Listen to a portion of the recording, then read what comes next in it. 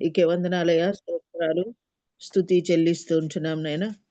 ఈ ప్రాతకాల వేళలో నూతన దినాన నా తండ్రి జూలై 26వ తేదీన నా తండ్రి మేమందరం సజీవుల లెక్కలో లెక్కింపబడి ఈ వర్చువల్ ప్రేయర్ ఫెలోషిప్ ద్వారా ఒక సహవాసంగా కూడి వచ్చటికి ఇచ్చిన కృపా సహాయమును బట్టి నీకు వేలాది కోటి స్తోత్రాలు, వందనాలు, స్తుతి నాయన. మీ సన్నిధి మా అందరితో ఉంచగలందులకై వేడుకోం ప్రార్థిస్తున్నాం. ఇంతవరకు నైనా నిన్ను స్తుతించి గణపరిచి మహింపరిచి ఉంటున్నాం. ప్రమాణపూర్వకంగా నా తండ్రి మేము నిన్ను నమ్ముతున్నట్లు ప్రమాణం చేసి ఉన్నాం నా తండ్రి. స్తోత్రాలు.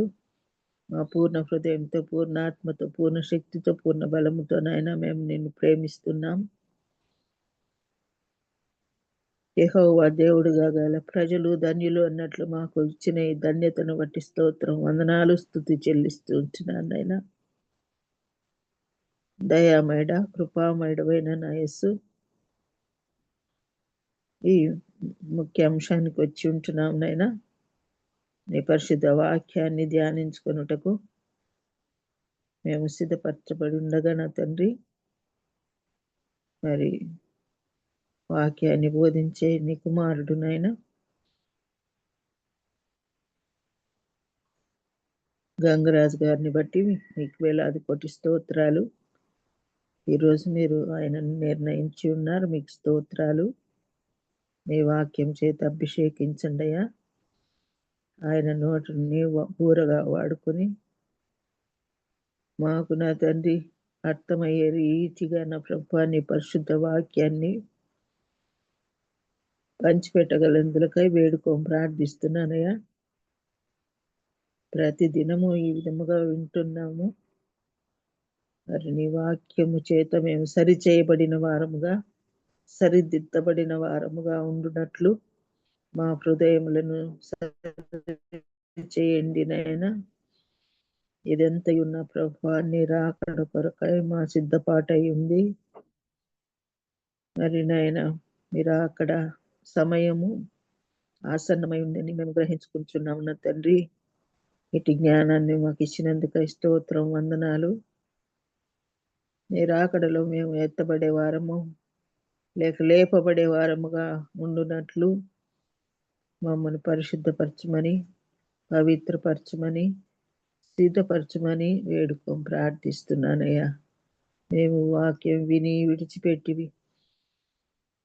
పోకుండా నా తండ్రి, ఆ వాక్యానుసారముగా మమ్మల్ని మేము సరి చేసుకునే వారముగా, సరిదిద్దుకొని మా హృదయమును నా తండ్రి మేము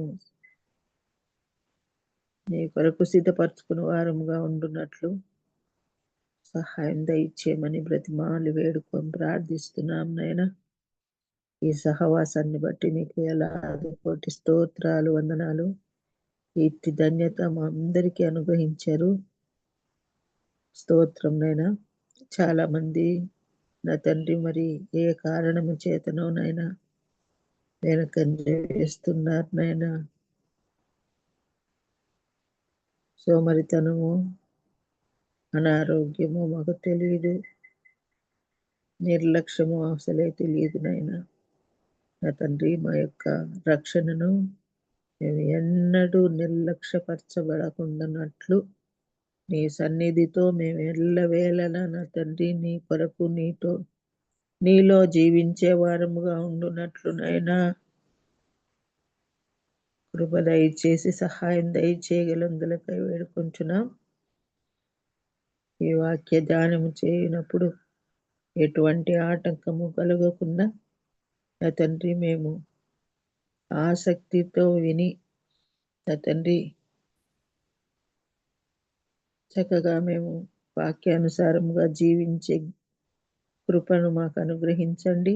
మా హృదయ పలకలపై నీ ఆత్మ చేత ఈ వాక్యాన్ని వ్రాయమని బ్రతిమాలుకుంటూ ఈ ప్రార్థన ప్రభువైన క్రీస్తు నామమున పేరట అడిగి వేడుకొని ప్రార్థిస్తున్నాను తండ్రి. ఆమేన్. ఆమేన్. హల్లెలూయా. Praise the Lord. Thank you so much అన్నారు. Thank you. అందరికీ వందనాలండి. స్వరూపన్న ప్లీజ్. Thank you Johnson. కూడి వచ్చిన పరిశుద్ధులందరికీ దేవుని నామంలో వందనాలండి. ఈ సమయంలో మనకు వాక్యాన్ని అందించడానికి దైవాని చిత్తముగా ఏర్పరచబడిన బ్రదర్ రంగనాథ్ అన్నయ్య గారు మనకు వాక్యాన్ని అందించడానికి సిద్ధంగా ఉన్నారండి. అన్నయ్య గారు అందరికీ సుపరిచితులే. కొత్త వారి కోసం సభా మర్యాద కోసం చిరు పరిచయం. అన్నయ్య గారిని పరిచయం చేయడం గౌరవంగా భావిస్తా ఉన్నాను. బ్రదర్ రంగనాథ్ అన్నయ్య గారు వైజాగ్ చెందినవారు. ఆంధ్ర యూనివర్సిటీలో ఎంఎస్సి చేసి వైజాగ్ స్టీల్ ప్లాంట్లో సీనియర్ మేనేజర్గా ఇటీవల పదవి విరమణ చేశారు. యుఈఎస్ఐ పరిచర్య శిక్షణ విభాగానికి జాతీయ కార్యదర్శిగా సేవలందించారు. ఏపీఈజీఎఫ్ కార్యదర్శిగా కూడా సేవలందించారు. బ్రదర్ రంగనాథ్ అన్నయ్య గారు జాన్స్టన్ ఇన్స్టిట్యూట్ ఆఫ్ కాంటెంపరీ క్రిస్టియన్లో జాన్ స్టార్ట్ గారి దగ్గర శిక్షణ పొందారు.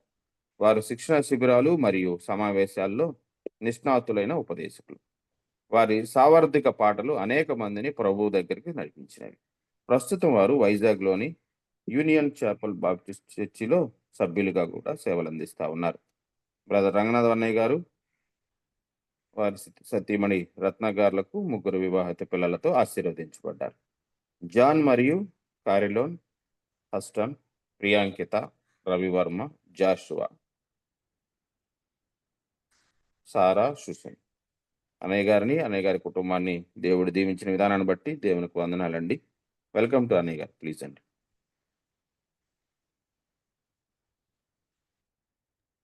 Thank you, Johnson, for the introduction. ప్రభు యేసుక్రీస్తు వారి శ్రేష్టమైన నామంలో మీకు అందరికీ కూడా శుభాలు తెలియపరుచుకుంటున్నాను. మనకందరికీ తెలిసినట్లుగా మనం యేసుక్రీస్తు ప్రభు వారు కొండ మీద చేసినటువంటి ప్రసంగాన్ని చదువుతూ వస్తూ ఉన్నాము. 5, 6, 7 అధ్యాయాల్లో పొందుపరచబడినటువంటి ప్రసంగాన్ని విభజిస్తూ చదువుతున్నాము. మొదటి భాగం 5వ అధ్యాయము 2వ వచనం నుంచి 12 వచనాల వరకు ఒక భాగాన్ని మనం చదవటానికి, అధ్యయనం చేయటానికి తీసుకున్నాము. అందులో మనం చూసిన సంగతి ఏంటంటే పరలోక రాజ్యానికి సంబంధించిన పౌరుల యొక్క ప్రవర్తన నియమావళి అని చెప్పుకోవచ్చు, లేక character of a Christian disciple అని చెప్పుకోవచ్చు, లేక quality of citizen of the Kingdom of God అని కూడా చెప్పుకోవచ్చు. ఈ రకంగా ఒక యేసుక్రీస్తు ప్రభువారిని వెంబడించే శిష్యుడికి ఉండాల్సినటువంటి లక్షణాలు, ఒక రకంగా చెప్పాలంటే ఇవన్నీ కూడా యాసిడ్ టెస్ట్. అంటే వీటిని బట్టి అతని యొక్క శిష్యరికాన్ని నిర్ణయిస్తాం. మన యొక్క శిష్యరికాన్ని ఎలాంటిదో మనం తెలుసుకోవచ్చు. అద్దం పడుతుంది అన్నమాట మన శిష్యరికం ఈ లక్షణాలను బట్టి. మనకు ముందుగా చెప్పబడినట్లుగా ప్రసంగం, యేసు ప్రభు చేసిన ప్రసంగంలో ముఖ్యమైనటువంటి కీలకమైనటువంటి అంశం చూసినప్పుడు 6వ అధ్యాయంలో మనం చూసినట్లుగా మీరు వారి వలె ఉండకుడి, మీరు వారి వలె ఉండకుడి. వారు అన్నప్పుడు అటు అన్ని జనులు, తర్వాత అటు వేషధారులు, ఇద్దరిని చూపిస్తూ మీరు అటు అన్ని జనుల్లాగా ఉండకూడదు, వేషధారులైనటువంటి శాస్త్రుల్లాగా, పరిచయలాగా ఉండకూడదు. మీ యొక్క ప్రవర్తన డిఫరెంట్గా ఉండాలి, పవిత్రంగా ఉండాలి. ప్రత్యేకింపబడిన వారు మీరు శిష్యులు, దాన్ని బట్టి లోకం మిమ్మల్ని తెలుసుకుంటుంది. ఈ రకంగా కీలకంగా ఈ ఉపదేశంలో యేసుక్రీస్తు ప్రభువారు డిఫరెంట్గా ఉండాలి. క్రిస్టియన్ యొక్క కల్చర్ ఈ లోకం యొక్క కల్చర్లో కలిసిపోకూడదు, కౌంటర్ కల్చర్గా ఉండాలి. సో క్రిస్టియన్ కౌంటర్ కల్చర్ గురించి యేసు ప్రభువారు మాట్లాడుతూ వస్తూ ఉన్నారు. ఈ మొదటి 5 అధ్యాయంలో ఉన్నటువంటి దేవుని రాజ్యం యొక్క సిటిజన్స్, పౌరుల తాలూకు లక్షణాల గురించి ఒకటొకటే మనం స్టడీ చేసుకుంటూ వస్తున్నాము. మనం ఎక్కడ లాస్ట్ బైబిల్ స్టడీలో ఏ లక్షణాన్ని మనం ధ్యానిస్తూ ఉన్నాము అనేది కొంచెం చెప్పాలి. మీకు గుర్తున్నంత వరకు మనం ఎంతవరకు ఆ లక్షణాన్ని ధ్యానించాము అనేది ఎవరైనా వారికి గుర్తుంటే మీరు చెప్పొచ్చు.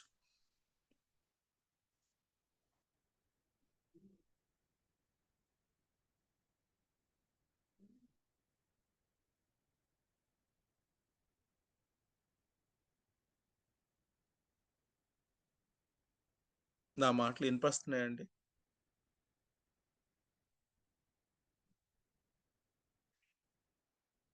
Hello, am I audible?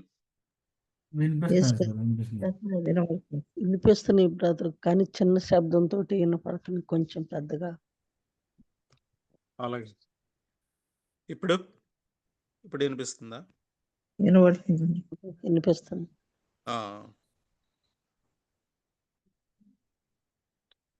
మనం ఏ వాక్య భాగం దగ్గర ఆగాము, ఎంతవరకు చదివాము అనేది మీకు గుర్తున్నంత వరకు చెప్తే బాగుంటది. అక్కడి నుంచి మొదలు పెడదాం. హృదయ శుద్ధి గల వారు ధన్యులు, వారు దేవుని చూచెదరు అనే అంశం మీద చెప్పుకున్నాం బ్రదర్ లాస్ట్ వీక్. వండర్ఫుల్. కరెక్టే. హృదయ శుద్ధి గల వారు ధన్యులు, వారు దేవుని చూచెదరు అనే అంశం మీద యేసుక్రీస్తు ప్రభు వారు ప్రస్తావించిన శిష్యులకున్న ఆ లక్షణాల్లో ఒక లక్షణం గురించి మాట్లాడుతూ వస్తున్నాం. ఏ వచనం అండి అది? 5వ అధ్యాయంలో 8వ వచనం బ్రదర్. 5 ఆ వచనం ఒక్కసారి మరలా చదువుతారండి? Yes brother. హృదయ శుద్ధి గల వారు ధన్యులు, వారు దేవుని చూచెదరు. హృదయ శుద్ధి గల వారు ధన్యులు, వారు దేవుని చూచెదరు. హృదయ శుద్ధి అంటే అంతరంగంలోని పరిశుద్ధత అదనమాట. బాహ్యమైన శుభ్రం మనం ఎంతో చేసుకుంటాం, కానీ హృదయ శుద్ధి గలవారు ధన్యులు. అది దేవుడు చూస్తాడు, మనకే తెలుసు. మనం తొంగి చూసుకోగలం, దేవుడు తొంగి చూడగలడు, మనుషులు బయటే చూడగలరు. హృదయ శుద్ధి, దట్ ఈస్ ద ప్రయారిటీ. అలాంటి వారు ధన్యులంట, వారు దేవుని చూచెదరంట. తేటగా ఆయన ముఖ దర్శనాన్ని, తేటగా ఆయన ఉద్దేశాలని, తేటగా ఆయన యొక్క చిత్తాన్ని మనం చూడగలం. హృదయ శుద్ధి లేనప్పుడు ప్రభువారి యొక్క ముఖాన్ని చూడలేం, ఆయన యొక్క ఉద్దేశాలని చూడలేం, ఆయన పని పట్ల కలిగి ఉన్న ఆయన చిత్తాన్ని గ్రహించలేం. కాబట్టి క్లీన్ హార్ట్, ప్యూర్ సైట్, ఈ రెండిటికి కనెక్షన్ ఉందనేది ఈ వచనంలో మనం చదువుతూ వస్తూ ఉన్నాం. మీకు గుర్తున్నంత వరకు నేను కొద్దిగా మనం కొంత సగం చదివాము దీని మీద. చాలా రోజులు అయింది కాబట్టి మరలా నేను ఇంకొకసారి మీకు రీక్యాప్ చేస్తున్నాను. ఎక్కడ ఆపానో అక్కడి నుంచి మొదలు పెడతాను. ఎక్కడ ఆపానంటే, మీకు ఇది కనబడుతుందా స్క్రీన్ అమ్మా? స్క్రీన్ షేర్ అవుతుంది ఏమంటే? రైట్, కనిపిస్తుంది. మొట్టమొదటి లక్షణం ఆత్మ విషయమే దీనత్వం గురించి, దైవ చిత్తానుసారమైన దుఃఖం గురించి, సాత్వికం గురించి, నీతి కోసం ఆకలి దప్పులు కలవాలుగా ఉండాలని, కనికరం కలిగిన వాళ్ళగా ఉండాలని చెప్తూ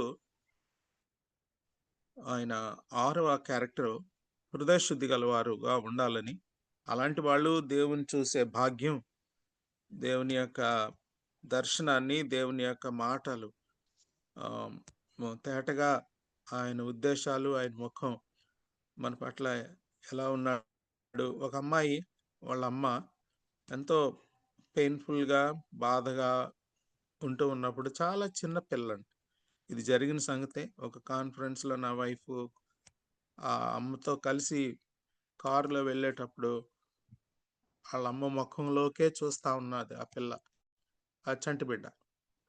అమ్మ దిగులుగుందా, కోపంగా ఉందా?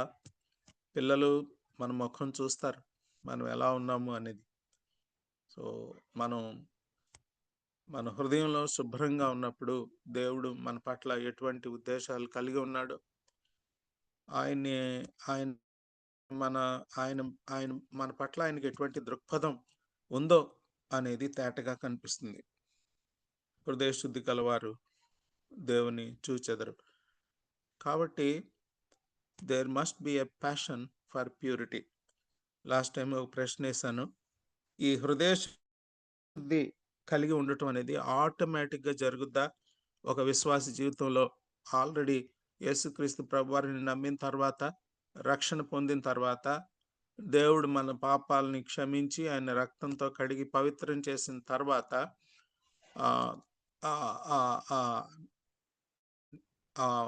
తర్వాత అడుగులు వేస్తూ ఉండగా అది హృదయం శుభ్రం అవటం అనేది ఆటోమేటిక్గా జరుగుతుందా అనే ప్రశ్న వేశాను.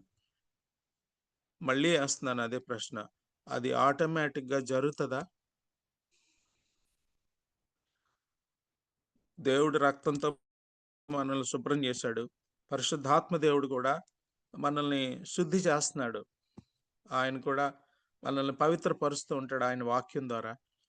అయితే మరి ఇది ఇంకా మన ప్రమేయం ఏమన్నా ఉంటుందా? అది ఆటోమేటిక్గా అయిపోద్దా అనే ప్రశ్న వేశాను.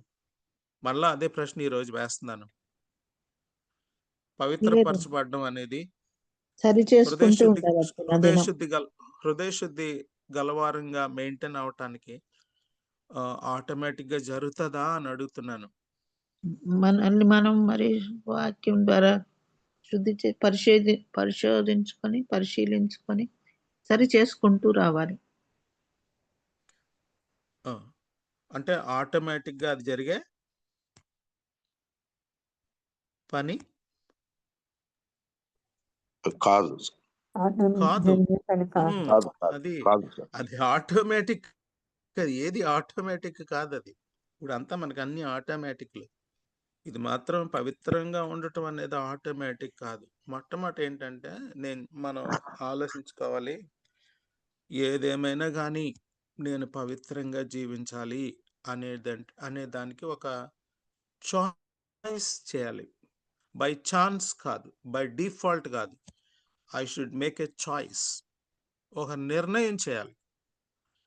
ఏదేమైనా కానీ నా జీవితాన్ని దేవుడు నన్ను శుభ్రం చేశాడు, క్లీన్ చేశాడు, కొత్త ఫ్రెష్ బట్టలు ఇచ్చాడు, నేను మురికి చేసుకోకుండా ఉంచుకోవాలి అనే చాయిస్ నేను చేయాలి. అదనమాట. ఆయన ఏర్పాట్లన్నీ చేశాడు, వాక్యం ఇచ్చాడు, ఆత్మదేవుడిని ఇచ్చాడు. కాకపోతే నేను చాయిస్ చేయాలి. I should make a choice. So therefore to lead a holy life, is it a choice or by default అవుతుందా అని అన్నప్పుడు మనకు అందరికీ అర్థమైన విషయం ఏంటంటే, it is a choice, not by default. Isn't it? అది ఒక నిర్ణయం అన్నమాట. నిర్ణయానికి రావాలి ప్రతి ఒక్కరు. ఏదేమైనా సరే, దేవా నన్ను నేను పవిత్రపరచుకుంటాను. I should have a passion for purity. పవిత్రంగా జీవించాలనేటటువంటి కోరిక నాలో ఉంది. నేను ఆ రకంగా ఉండాలి అనేటటువంటి నిర్ణయం చేసుకోవాలి మన అందరం కూడా. అది చాయిస్ అంటాను నేను. బై ఛాన్స్ కానీ, బై డిఫాల్ట్ కానీ, ఆటోమేటిక్ కానీ అయ్యే పని కాదు. ఫస్ట్ థింగ్ అది మనం గ్రహించాల్సిన మొట్టమొదటి విషయం అది. అయితే మరి హృదయం శుద్ధిగా ఉంచుకోవటం అంటే ఏంటి?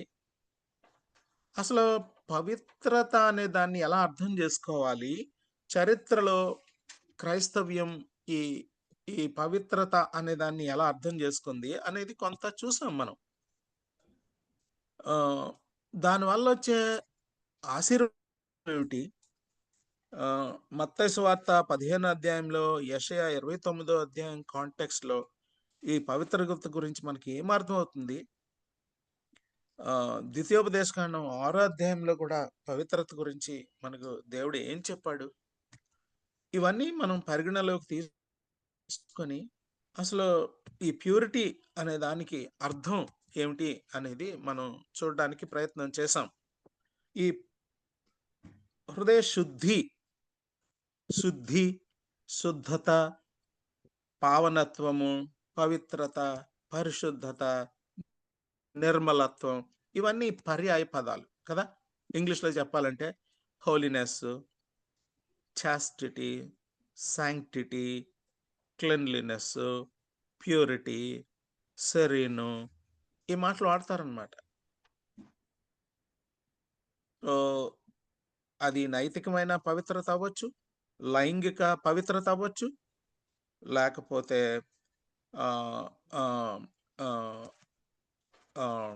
మనం వ్యక్తులతో ఉండేటటువంటి సంబంధ బాంధవ్యాల్లో ఉన్న యథార్థత అవ్వచ్చు, పవిత్రత అవ్వచ్చు, ఏదైనా అవ్వచ్చు. ఇది ఏ రకమైన ఆధ్యాత్మికంగా, తర్వాత ఈవిల్ నుంచి ఇన్నోసెంట్గా ఉండే పవిత్రత, లైంగిక పవిత్రత, ఇవన్నీ కూడా అన్ని రంగంలోనూ కూడా పవిత్రత గురించి ఈ మాట అర్థం ఇస్తుంది. ఈ రకంగా ఈ ప్యూరిటీ అనే దానికి మీనింగ్ మనం చూస్తే ప్యూర్ లేకపోతే పవిత్రత అనే మాటకు అర్థం ఏంటంటే హ్యాగియోస్ అనే మాట వాడబడింది, అంటే సపరేట్ అదనమాట. Clean, blameless, unstained from guilt. So ఈ రకమైన మాటలు వాడబడినాయి.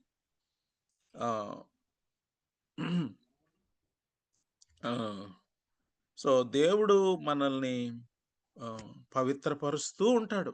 దేవుడు కూడా కార్యం చేస్తున్నాడు. ఒక బంగారం ఏ విధంగా మలినాలు లేకుండా ఫైర్కి గురి అవుతుందో, దేవుడు అలాగా మనల్ని పవిత్రపరుస్తూ ఉన్నాడు. ఒక పక్క మనం కూడా ఇష్టపడాలి. I'm willing to be sanctified, నేను పవిత్రపరచబడాలని నాకు ఉండాలి ముందు ఫస్ట్. సో ఈ రకంగా అటు దేవుడు ఒక పక్క మనల్ని పవిత్రపరుస్తూ ఉన్నప్పుడు మనం కూడా ఒక నిర్ణయానికి వచ్చి, దేవా ఇదిగో కొలిమిలో ఉండటానికి, శుభ్రం చేయబడటానికి నేను ఇష్టపడుతున్నాను అని ఒక నిర్ణయానికి రావాలి. పవిత్రత అనేది ఒక చాయిస్ అనేది మనం బాగా అర్థం చేసుకోవాలి.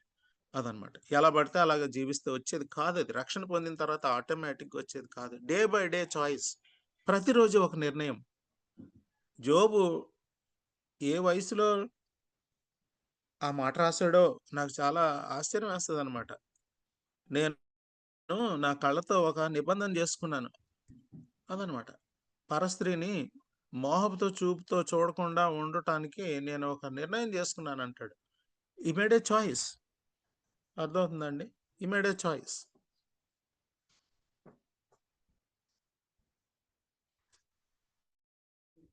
So we have to make a choice. అందుకనే మరలా చెప్తున్నాను అన్నమాట. Are we making a choice every day? దేవా ఈరోజు నేను ఎవరితో మాట్లాడబోతున్నానో, నేను ఏమేమి తలంచబోతున్నానో వాటన్నిటిలో కూడా పవిత్రంగా నేను ఉండాలి అనేటటువంటిది ఒక నిర్ణయం చేసుకోవాలి మనం. డైలీ చాయిస్ అది డైలీ చాయిస్. అయితే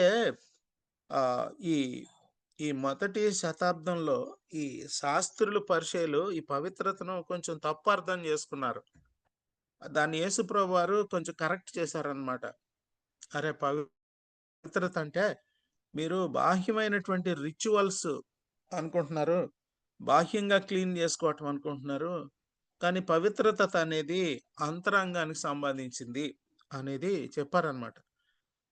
ఫస్ట్ సెంచరీలో క్యాథలిక్ మాంక్స్ ఉండేవాళ్ళు, వాళ్ళు ఫాదర్స్ అనమాట. వాళ్ళు ఏం చేశారంటే పవిత్రతను చాలా తప్పుగా అర్థం చేసుకున్నారు. ఏంటంటే సమాజానికి చాలా దూరంగా ఉంటే పవిత్రంగా ఉండగలం అనుకుని దూరంగా ఎత్తైన ఒక గోపురాలను కట్టుకుని అందులో ఉండేవారు వాళ్ళు. మాంక్స్ అంటారు వాళ్ళని, ఫాదర్స్. ఇంకా అక్కడ ఎవరు ప్రజలకు చాలా దూరంగా ఉండేవారు. అంటే వాళ్ళు ఎలా అర్థం చేసుకున్నారు అంటే పవిత్రతని ఐసోలేషన్ ద్వారా నేను పవిత్రంగా ఉండొచ్చు అనుకుంటున్నారు. మనుషులకు దూరంగా ఉండటం వల్ల, సంబంధాలకు దూరంగా ఉండటం వల్ల. అందుకనే వివాహాన్ని నిషేధించారు వాళ్ళు, క్యాథలిక్ ఫాదర్స్. అంటే వాళ్ళ ఉద్దేశం ఏంటంటే ఇక అన్నిటికీ దూరంగా ఉండటమే పవిత్రత అనుకున్నారు. ఇంకొక మిస్అండర్స్టాండింగ్ ఏంటంటే ఇంక లోకంలో కలిసిపోయే వాళ్ళు అనమాట. అదొక అంటే మరి వాళ్ళతో జీవించాలి, వాళ్ళతో కలిసి ఉండాలి, వాళ్ళు చేసే మనం కూడా చేయాలి. వాళ్ళని మనం ప్రభు దగ్గర తీసుకురావాలంటే వాళ్ళు చేసేవి మనం చేయాలి, వాళ్ళు తాగేది వాళ్ళు మనం తాగాలి, వాళ్ళు చేసే పనులు మనం వాళ్ళతో కలిసి చేయాలి. ఇంకా లోకంతో డిస్టింక్షన్ లేకుండా వాళ్ళతో కలిసిపోయే ఇంకొక గ్రూప్ తయారైంది. పవిత్రత గురించిన తప్పుడు అవగాహన. అటు ఐసోలేషను కాదు, ఇటు లోకంలో తేడా లేకుండా కలిసిపోయిన తన వైనము కాదు పవిత్రత అంటే. పవిత్రత అంటే ఏంటంటే అంతరంగానికి సంబంధించింది పవిత్రత అదనమాట. పవిత్రత అంటే పేతురురావు గారు రాసిన పత్రికలో ప్రకారంగా సహోదరులతో ఉండి పవిత్రతను ప్రూవ్ చేసుకోవటం, ఏదో దూరంగా ఉండటం కాదు. వివాహ జీవితంలో పెళ్లి చేసుకుని భార్యతో నమ్మకంగా ఉండటం పవిత్రత. నేను నమ్మకంగా ఉండను కదా, వివాహాన్ని నిషేధిద్దాం, అది పవిత్రత కాదు. దూరంగా ఉండటం పవిత్రత కాదు. మనుషుల మధ్యలో ఉంటూ ప్రూవ్ చేసుకోవటం పవిత్రత. కాబట్టి పరిచయులు వాళ్ళ అండర్స్టాండింగ్ చాలా తప్పు అయిపోయింది పవిత్రత గురించి. బయట సున్నం కొట్టినటువంటి సమాధుల్లాగా బయట క్లీన్ చేసుకోవటం వాళ్ళ పద్ధతి. సెరమోనియల్ క్లీనింగ్ వాళ్ళ పద్ధతి.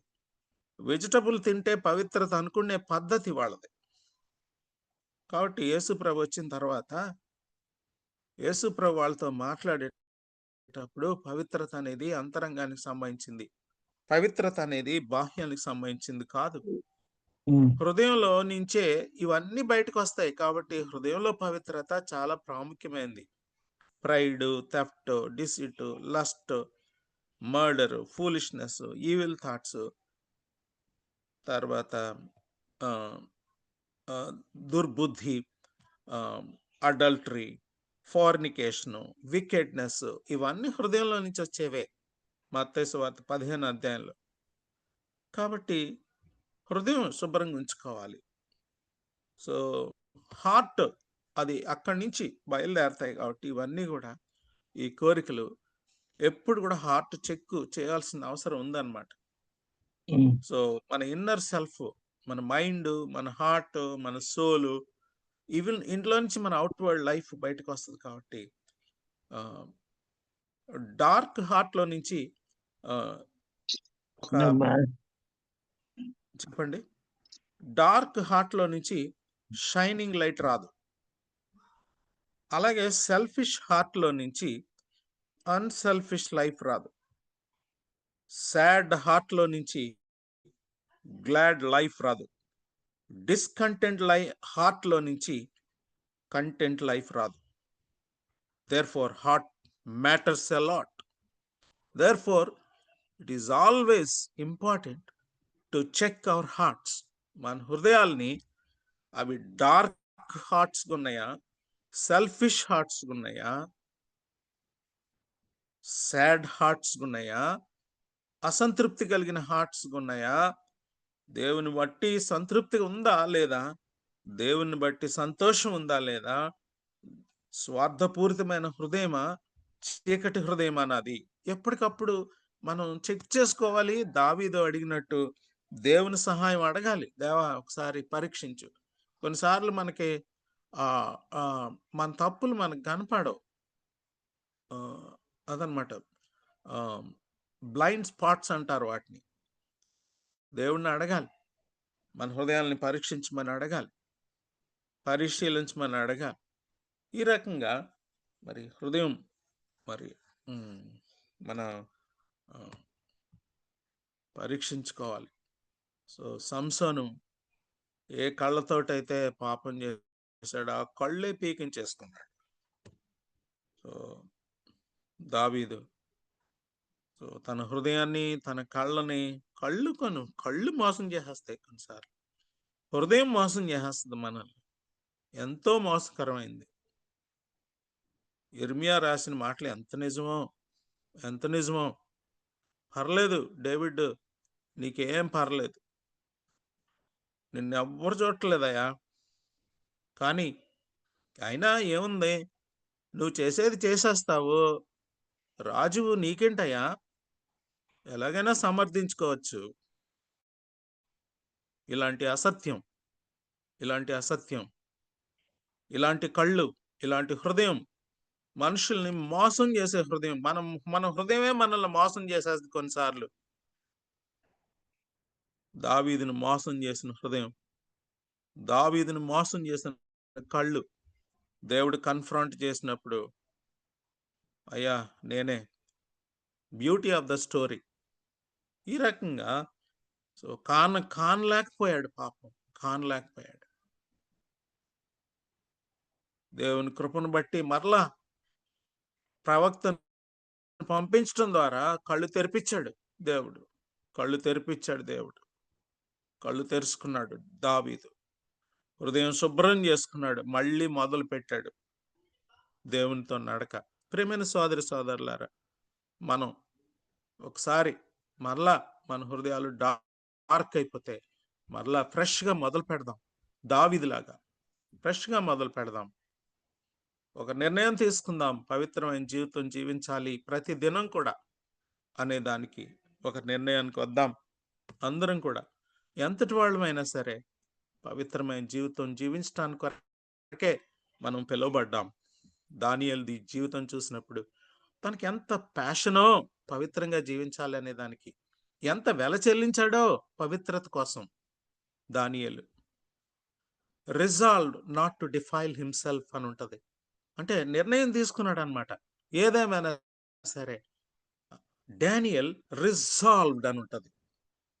రిజాల్వ్, చాలా గట్టి నిర్ణయం తీసుకున్నాడు. ఏమైనా సరే ఈ ప్యాలెస్ లో మా అమ్మ నాన్న చూడరు, ఎవరు చూడరు నన్ను, ఇక్కడ ఎవరు చూస్తారు, మంచి భోజనం. Resolved not to defile himself అని రాయబడి ఉంది. మరి ఆయన రాశాడో థర్డ్ పర్సన్ రాశాడో, తను అపవిత్రపరచుకోకుండా నిర్ణయం తీసుకున్నాడంట.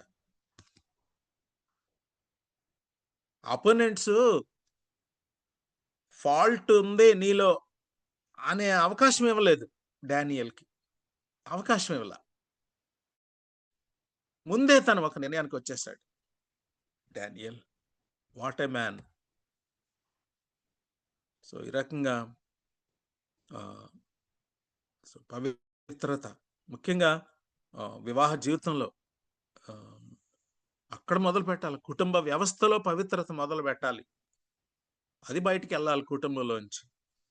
ఆ రకంగా జాగ్రత్త పడదాం. కుటుంబ వ్యవహారాల్లో, సంబంధాల్లో, లైంగికమైనటువంటి సంబంధాల్లో పవిత్రత కలిగి ఉండటానికి ఎంచుకుందాం. దేవుని చూడడం అంటే ఏంటో, పవిత్రమైన హృదయం అంటే ఏంటో మనం అర్థం చేసుకుందాం.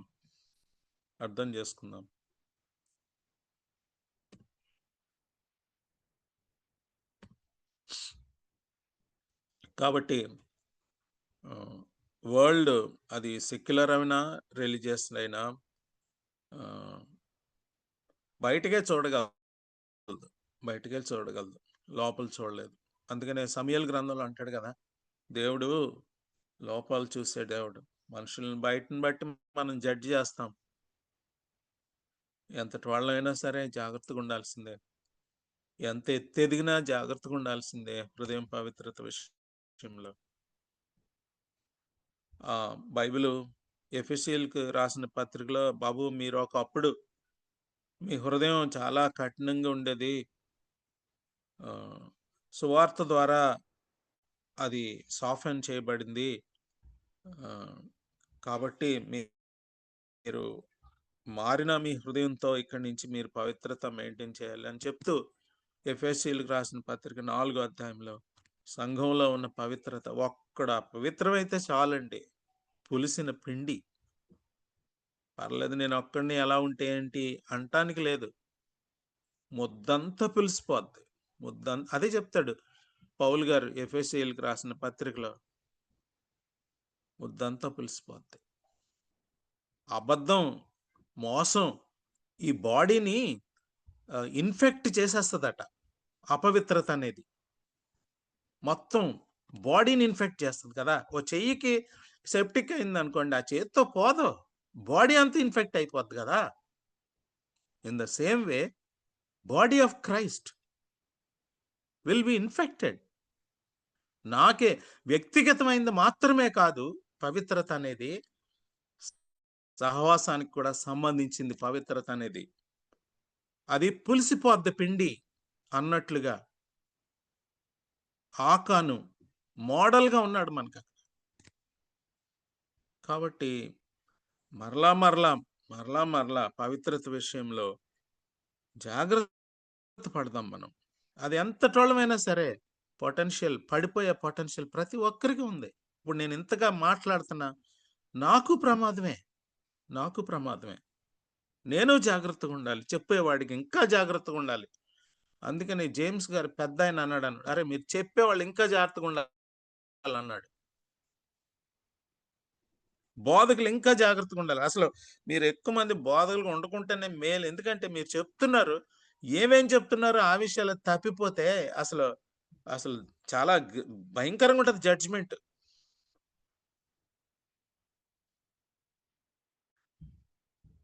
కాబట్టి ఎంత జాగ్రత్త తీసుకున్నాడో ఉండేవాళ్ళు హై ప్రీస్టులు దేవుని సన్నిధికి వెళ్ళటానికి. ఎన్ని జాగ్రత్తలో, ఎంత సెరిమోనియల్ క్లీనింగో. అజాగ్రత్తతో కనుక దేవుని సన్నిధిలోకి వెళ్తే చచ్చిపోతాడు అంతే. ఆ తాడు పెట్టి లాగేస్తారు. ఇదంతా ఒక పిక్చర్ అన్నమాట పవిత్రతకి. కాబట్టి పవిత్రత ముఖ్యంగా మనందరం కూడా యాజకులు, దేవుని సన్నిధిలోకి వెళ్ళే యాజకులు, ఇతరుల కోసం ప్రార్థించే గ్రూప్ ఇది మాది. ప్రతి ఒక్కరికి కూడా ఈ పవిత్రత ఎంతో అవసరం. చెప్పేవాళ్ళైన నాబోటి వాళ్ళకి, వినేవాళ్ళైనటువంటి అందరికీ కూడా. కాబట్టి మారల్ కరేజ్ ఎక్కడుంటుందంటే మనకి పవిత్రతను బట్టే. ప్యూరిటీ ఎక్కడి నుంచి వస్తుందంటే పవిత్రపరచుకోవటం ద్వారానే. కాబట్టి దావీదు అన్నట్టు కీర్తన 139లో, search me O God, know my heart today, if there is a wicked way in me, నన్ను పరిశీలించు, పరీక్షించు. ఒక స్టోరీ నేను చెప్పి ఈరోజు నేను క్లోజ్ చేయాలనుకుంటున్నాను. ఈ పవిత్రత విషయంలో ఎలాగూ పెద్దోళ్ళు తప్పిపోయారో మనకి అది ఎంత పాఠం నేర్చుకోవాలి ఫెయిల్యూర్ని బట్టి. మాల్కమ్ మగ్రిడ్జ్ అని ఒక బ్రిటిష్ జర్నలిస్ట్ అన్నమాట. ఆయన ఆక్స్ఫర్డ్ స్కాలర్. అతని బయోగ్రఫీ 1981లో పబ్లిష్ చేశారు, క్రానికల్స్ ఆఫ్ వేస్టెడ్ ఇయర్స్ అని.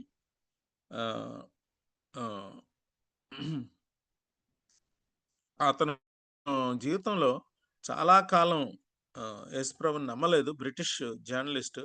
తర్వాత ప్రభుని నమ్ముకున్నాడు. మాస్కోలో కొంతకాలం పనిచేశాడు, కలకత్తాలో కొంతకాలం పనిచేశాడు. మరి లండన్లో తన ఫ్యామిలీని పెట్టి ఒకసారి ఇండియాకి వచ్చాడు. సో యేసు ప్రభుని అంగీకరించాడు. BBC అతని డాక్యుమెంట్స్ కూడా పబ్లిష్ చేసినాయి. ఇలాంటి ఆయన ఒకసారి భారతదేశానికి వచ్చాడు. వచ్చి ఒక నదీ తీరాన్ని కూర్చొని వాచ్ చేస్తున్నాడు. ఎవరో ఒక అమ్మాయి అవతల ఒడ్డున స్నానం చేస్తుందంట, బట్టలు లేకుండా. తన భార్య గుర్తొచ్చింది, గుండె వేగంగా కొట్టుకుంటుందంట. వెళ్ళి స్విమ్ చేసి అవతల ఒడ్డుకి వెళ్ళి ఎవరూ లేరు, అమ్మాయి ఒక్కతే. స్విమ్ చేసి అమ్మాయిని రీచ్ అవుట్ అవ్వాలని చాలా కోరిక, చాలా పోరాటం హృదయంలో. ఇదంతా వదిలిపెట్టేశాడు. దేవుడు కూడా వాణ్ చేసిన వదిలిపెట్టేశాడు. అతను రాసుకున్న స్వీయ చరిత్రలో ఇదంతా రాశాడు. నేను ఇలాగా ఎంతో పోరాటంతో చేసి ఇంకా దేవుని వాయిస్ ని పక్కన పెట్టి నేను ఆ నదిలో దూకి స్విమ్ చేసి చాలా ఫాస్ట్ గా అవతల ఒడ్డుకి వెళ్ళి అలాగా ఆ స్త్రీని సమీపించినప్పుడు ఆమె 2 చేతులతో తన బాడీని కప్పుకోవటం నేను చూశాను. ఇంకా దగ్గరికి వెళ్ళి చూస్తే ఆ చేతులు 2 కూడా కుష్టు వ్యాధి కలిగినటువంటి చేతులు. వెంటనే అది చూసి నేను అదే వేగంతో స్విమ్ చేసుకుంటూ నేను బయలుదేరిన ఒడ్డుకి మరలా తిరిగి చేరాను. ఇంటికి వెళ్ళి నా జర్నల్లో నేను రాసుకున్నది ఏంటంటే, ఆ అమ్మాయి చేతులకి కాదు కుష్టు వ్యాధి, నా హృదయానికి కుష్టు వ్యాధి అని రాసుకున్నాను. దేవుడు నన్ను పవిత్రపరిస్తే మరలా ఒక కుష్టు వ్యాధి లాంటి ఆ వ్యాధి సోకించుకునే ఆ స్వభావం ఈ హృదయం. నో మ్యాటర్ ఎవరికైనా, ఎంత జ్ఞాని అయినా, ఎంత ఎత్తుకెదిగినా ఈ యొక్క లైంగిక వ్యవహారాల్లో పడిపోయే ప్రమాదం ఎంతైనా ఉంది. జాగ్రత్త సుమ, మనం అందరం జాగ్రత్త, పెద్ద పెద్ద వాళ్ళకి దిక్కు లేదు.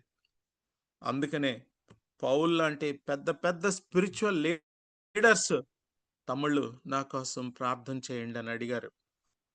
తప్పిపోకుండా ప్రార్థన చేయమని అడిగారు. తప్పిపోతున్న వైనంలో సహాయం కోసం కోరుకున్నారు.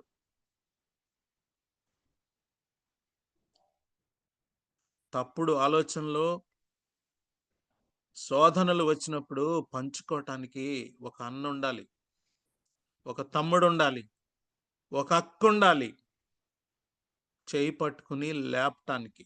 నాకు ఇంకెవడో అక్కర్లేదు అనుకునే వాళ్ళకైతే జారిపోయాయి, దేవుని ఉగ్రతకు గురైపోతాం మనం. అందుకనే సహవాసం అవసరం. No age bar, no culture bar. Risk ఎంత మాత్రం తీసుకోకూడదు. హృదయ శుద్ధి విషయంలో దేవుని వాక్యానికి ఎంతో సెన్సిబుల్గా ఉందాం.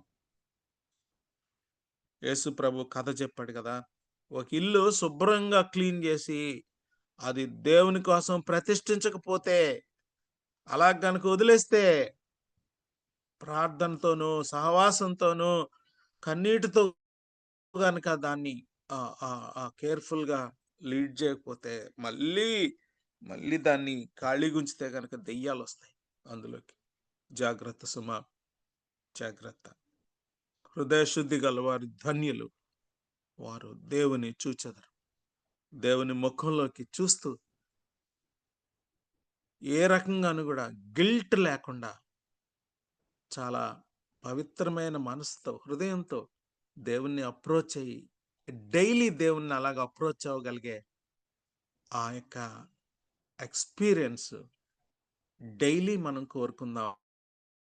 డైలీ ఆయన దగ్గరికి శుభ్రంగా ఆ యొక్క ఆ గిల్ట్ లేకుండా ఆయన దగ్గరికి సమీపిద్దాం. హృదయ శుద్ధి గల వారు ధన్యులు, వారు దేవుని చూచెదరు. What a blessedness it is, what a blessedness it is. It is a blessing to me and blessing to my wife and blessing to my family. Therefore, let us check our hearts. Every day I need to have a passion to be pure, to be pure. May God bless, may God help us to maintain the purity, have a passion for purity. Over to today's leader. Thank you brother. మరి చాలా చక్కగా కొండ మీద ప్రసంగం గురించి మాకు వివరిస్తున్నందుకు వందనాలు.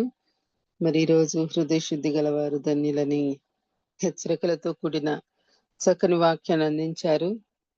దయచేసి విన్న వాక్యం ప్రకారం మనం సరి చేసుకుందామండి. ప్రతిదినం దేవుడు మనతో గద్దించి మాట్లాడుతున్నప్పుడు, మనలో ఉన్న లోపాలను ఎత్తి చూపిస్తున్నప్పుడు సరి చేసుకోవటానికి కూడా ఇష్టపడాలి అని ఇందాక బ్రదర్ చెప్పారు.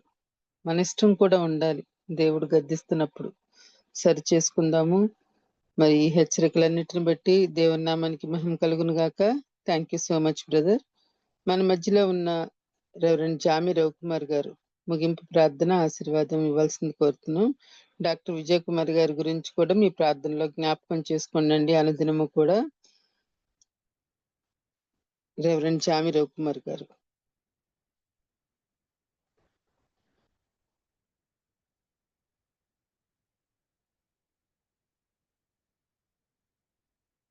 జామి రవికుమార్ గారు సిద్ధంగా లేనట్లయితే పాస్టర్ కాలేబ్ గారు.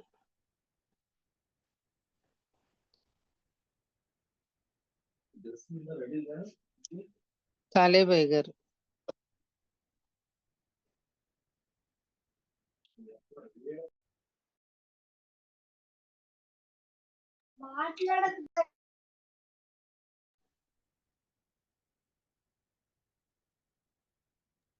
అమ్మా అదే టెక్నిక్ ప్రాబ్లం. చెప్పండి అమ్మా. ముగింపు ప్రార్థన చేయండి అయ్య గారు. ఓకే అమ్మా.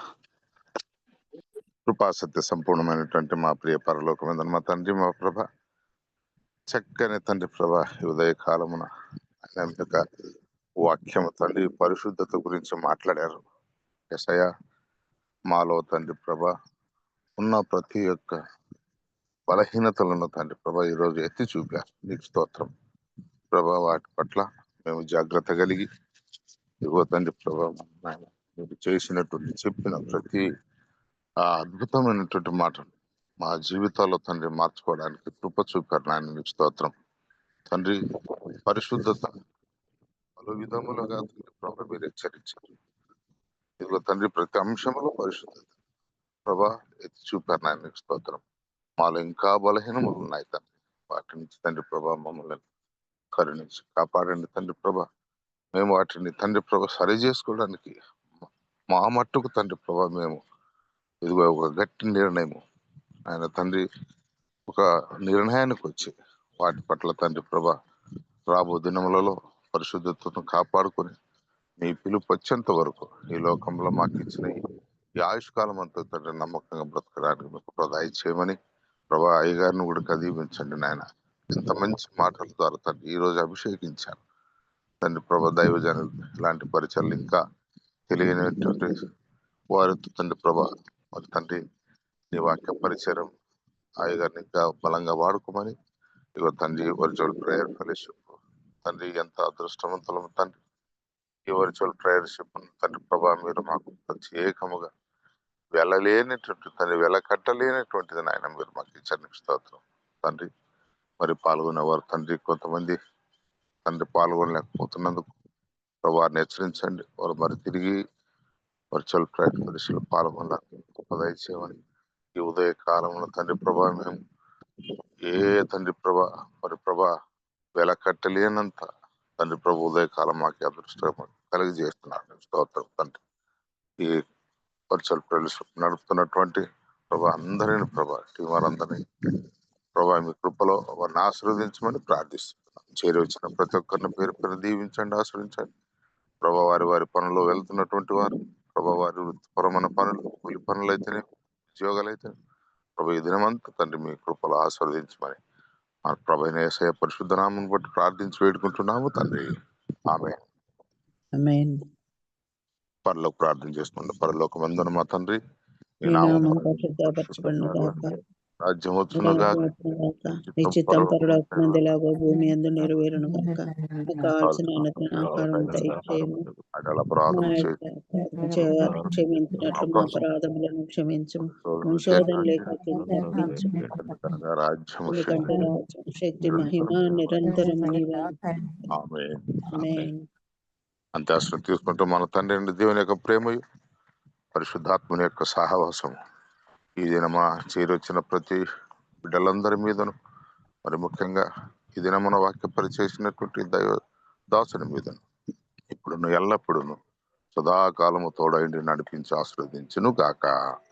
ఆమేన్. ఆమేన్. థ్యాంక్ యూ అయ్య గారు. ప్రార్థించిన పాస్టర్ Thank you, కాలేబ్ అయ్య గారికి, వాక్యం అందించిన బ్రదర్ రంగనాథం గారికి ప్రత్యేక వందనాలు. వర్చువల్ ప్రేయర్ ఫ్యామిలీ తరఫున తెలియజేస్తున్నామండి. చాలా తొందరగా అయింది, ముగించుకుందామండి. హ్యావ్ ఎ నైస్ డే అండి. మరి రంగనాథం గారు చెప్పిన వాక్యాలు ఫస్ట్ నుంచి మీరు వినాలని ఆశపడితే యూట్యూబ్ లో చాలా మెసేజ్ ఉన్నాయండి. మన ఛానల్లో చెప్పారు. యూట్యూబ్ లో బాబీ రత్నాకర్ అని టైప్ చేస్తే మీకు అందుబాటులో ఉంటాయండి. దయచేసి వినియోగించుకోవాల్సిందిగా కోరుతున్నాను. హ్యావ్ ఎ నైస్ డే అండి. థ్యాంక్ యూ అండి అందరికి. ముగించుకుందామండి. ప్రైజ్ లార్డ్ అండి అందరికి.